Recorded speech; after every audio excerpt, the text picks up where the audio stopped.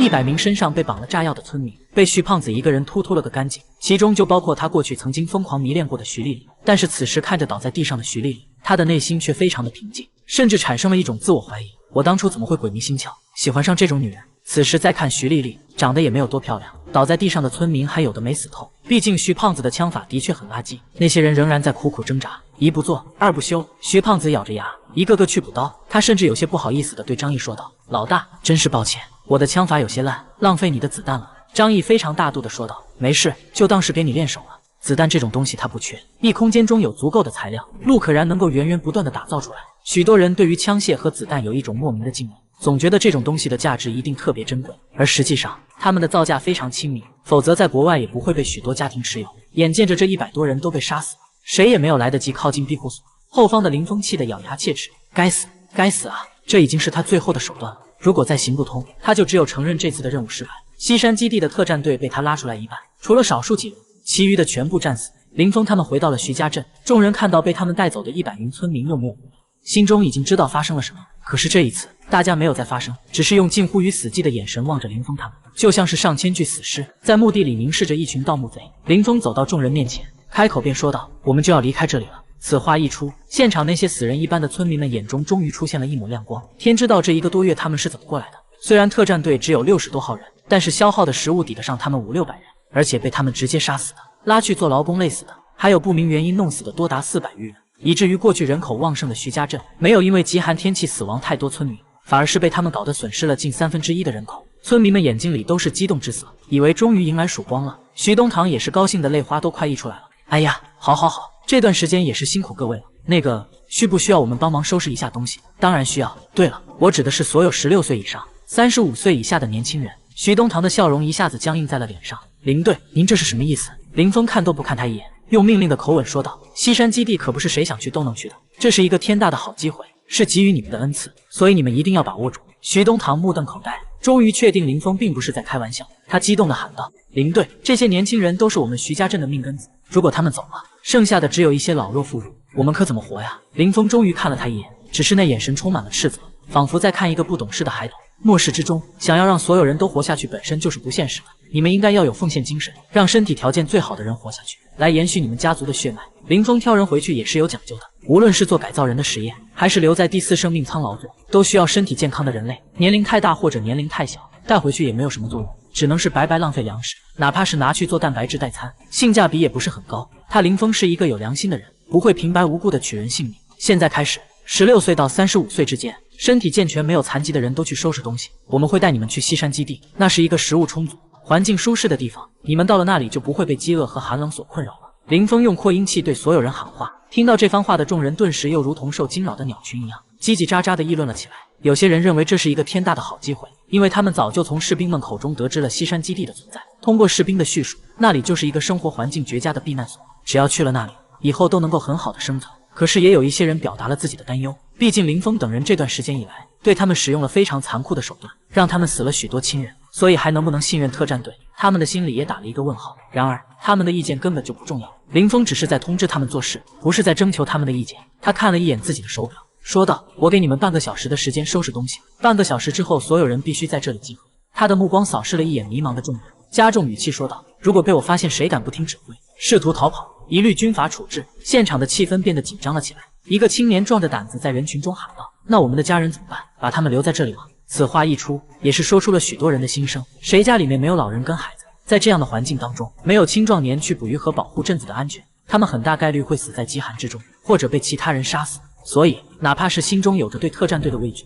徐家镇的村民们还是喊出了自己的不满。我们不能够离开家人，如果要带我们走的话，就全部带走。你能丢下自己的家人吗？要是那样的话，我宁愿留在这里，死也要和家人死在一起。对，我们不答应。叫喊声越来越大，盖过了远处吹来的风雪。但是林峰逐渐皱起了眉头。忽然间，空气中一声震耳欲聋的枪响制止了众人的喧哗。史大勇的手里举着枪，枪口一缕青烟冉冉升起，而人群之中最开始抗议的那个青年倒在了地上，鲜血染红了地面。这是命令，不是在征求你们的意见。非常时刻，如果你们抗拒西山基地的法令，那么结果只有一种。林峰冷冰冰地对所有人说道。村民们的脸上表情只剩下一种绝望，在绝对的实力面前，他们的反抗毫无意义。眼下林峰已经是破罐子破摔了，任务的失败让他连表面的敷衍都懒得去做，任何人在这种时候挑战他的权威，他都会毫不犹豫地将其抹杀。林峰给史大勇使了一个眼色，史大勇端着枪走到人群前面，大声喊道：“16岁到35岁之间的，包括16岁和35岁的人，只要身体完好没有残疾，全都给我回去收拾东西，其他人留在现场不准走动，不要抖机灵，也不要想趁机逃跑。一旦被我发现谁敢逃跑，直接当作逃兵就地格杀。”现场鸦雀无声，那些原本打算反抗的青壮年也丧失了勇气。400多个人垂着脑袋，乖乖地回去收拾东西。西山基地办公室内，陈希年正在询问他的秘书葛柔，林峰他们从徐家镇带回来的这一批人怎么样？葛柔说道：“刚刚做过了检测，结果还没有出来。不过看他们的身体状况都非常优秀，有很大的几率产生变异者。”陈希年却轻哼了一声道：“如果异人这么容易诞生，我也不至于如此依赖那个林峰。不要再等了，我们现在急需兵力，迅速对他们进行实验。如果催化不成功的话，就植入林峰的细胞。”葛柔闻言，眼睛里闪过一抹惊恐的神色。这么仓促的话，成功率会变得更低的，他们恐怕连1/30都活不下来。陈希年却说道：“没有关系，我现在需要的是战斗力，而不是劳动力。这座城市还有不少幸存者，我们随时可以补充这部分人口。必须拥有强悍的武力，才能拥有在这座城市的话语权。”他的眸子里闪过一抹狠辣之色。我要的可是整个天海市，绝对不能仅仅局限于西山。葛柔咬了咬嫣红的嘴唇，点了点头道：“是，我马上就去安排。”等到葛柔离开之后，陈希年又坐在办公桌前，开始思索怎样处理张毅。没错，就是处理。在他看来，张毅就像是一颗生锈的钉子，死死钉在他的势力范围之内。天海市已知的几大势力分别占据着城市的数个方位，而张毅所在的位置就在西山基地的势力范围之内。这样一个难缠的人物存在，等于是一个不稳定的因素，随时都有可能威胁到西山基地的统治。尤其是陈希年个人的权威，他必须把这颗钉子给拔掉。可是连林峰亲自带队都收拾不了他，到底要怎么办呢？难不成真的得向姓朱的求助，让他支援我一发导弹吗？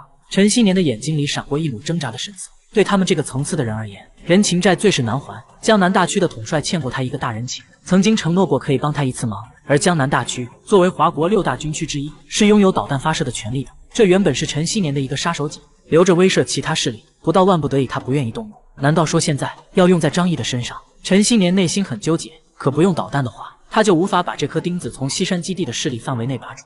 一旦某天他和其他势力产生了争斗，这颗钉子就有可能要了他的命。陈希年思虑了良久之后，做出了一个决定，他要跟张毅最后做一次谈判，让张毅归顺西山基地。如果张毅坚决不答应他，那么就动用这一次机会，把那座庇护所从地图上给彻底抹除。陈希年当即把信息部长耿依林喊过来，让他联络张毅。很快，在庇护所里的张毅就收到了陈希年的通话请求。不过这一次收到通话请求的张毅内心不再紧张，他成功打退了林峰长达1个月的进攻，也明白了西山基地并没有攻破他庇护所的实力。此次谈判，他作为胜利者，可以居高临下的同陈希年对话。张毅让杨星星做好网络安全防御，然后就接通了视频通话，影响从投影仪投射在半空中。张毅看到了陈希年那张带着阴郁表情的脸，张毅笑了：“陈希年，好久不见。”陈希年被直呼其名，眼神愈发的冷漠，他脸上露出皮笑肉不笑的表情。张毅，的确是好久不见了，你能够坚持到现在，实在是让我很意外。张毅叹了口气，一副劝慰的表情说道：“老陈，别折腾了，现在你们西山基地死了那么多精英，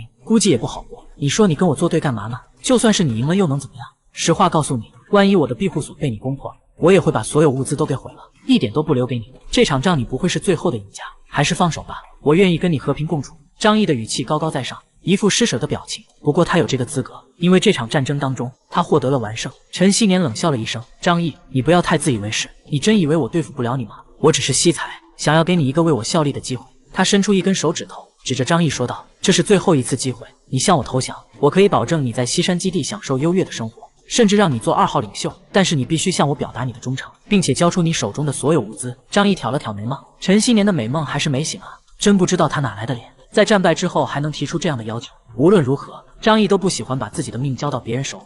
经过这一场战斗之后，张毅明白西山基地的力量不过2，真要是遇到一个实力碾压性强大的势力头领，张毅也不介意过去投靠。可他陈希年有什么资格？他笑道：“老陈，你是不是吃错药了呀？这一次是你输了，我赢了，你都拿我没有一点办法，还想让我给你当小弟，你是不是脑子瓦特了呀？这样吧，我认你当小弟，你以后就在西山基地老老实实的待着，如果出了什么事情报我的名字，哥罩着你。”张毅故意如此奚落着陈希年。果然，陈希年暴怒的一拍桌子：“狂妄，你这是自寻死路，是吗？但是你好像没有这个能力送我去死。”张毅针锋相对的回答道，眼睛直勾勾盯着陈希年，寸步不让。“呵呵，你真以为我拿你没办法吗？”陈希年死死盯着张毅，咬紧了牙齿：“告诉你，我可以调动导弹去轰炸你的庇护所，就算你的庇护所再牢固，难道挡得住导弹的轰炸吗？”张毅心中微微一动，不过很快他就笑了：“别唬我，天海市从来就没有导弹基地，也没人有调动导弹的权限。你不是大军区的领袖？陈希年笑了起来。我的确不是大军区的领袖，但是不代表我搞不来那东西。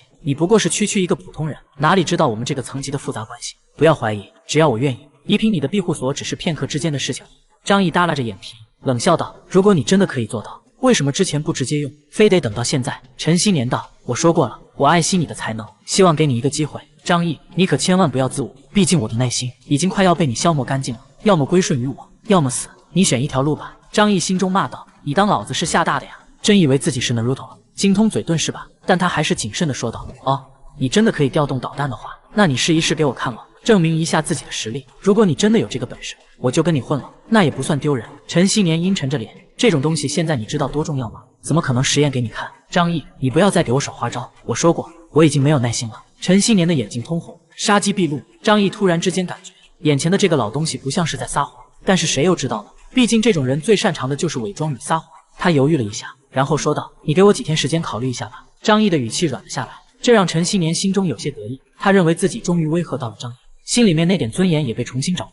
你不要耍滑头，拖延时间没有任何意义。张毅说道：“你们那么长时间都等了，还差这2-3天吗？我只给你1天的时间，1天之后，如果你不归顺，我就移平你的庇护所。”说完之后，陈希年直接切断了视频通话。陈希年坐在沙发上，长长呼出了一口气，他闭上眼睛，竟然双手合十，开始了祈祷。但愿那个家伙识相点，对我投降。我真的不希望在他身上浪费这难能可贵的一次机会。而庇护所这边，张毅则是不紧不慢地从沙发上站了起来。只有1天的时间是吗？我惹不起，难道还躲不起吗？虽然这座庇护所非常完美，张毅也很喜欢，但是为了活命，张毅也是可以舍弃这里的。张毅把家里面所有人都召集了过来，向他们说明了这件事情。听到可能会面临导弹袭击，所有人的心里都产生了紧张的情绪。杨星星推着轮椅来到张毅旁边，给了他一个神秘的眼神。我们安排的那颗棋子要是能够起作用就好了，这样的话，我们就能够掌握西山基地所有的情报。张毅眨了眨眼睛，思索了一番之后，微笑着说道：“要是能够成功的话，那自然是极好的。他的手里真的有那种东西吗？”杨星星直接提问。张毅摊了摊手，解释道：“他的手里虽然没有，但是天海市最近的精灵可是驻扎着江南大军区，他们必定有控制导弹的权限。陈希年在天海市的地位不低，说他有手段搞来那玩意，也不是没有可能。最关键的是，不管他说的是真还是假，我不可能拿咱们的生命去冒险。”张毅摊了摊手，所以大家赶快收拾东西，我们跑路。周可儿眼睛一亮，我们是不是要回岳麓小区？现在离开，能去的地方只有岳麓小区了。他们可以住在张毅之前的安全屋里，人虽然多了一点，但是30两厅还是可以挤得下的。张毅笑眯眯的点了点头，没错，就是那里，我们先搬过去再说。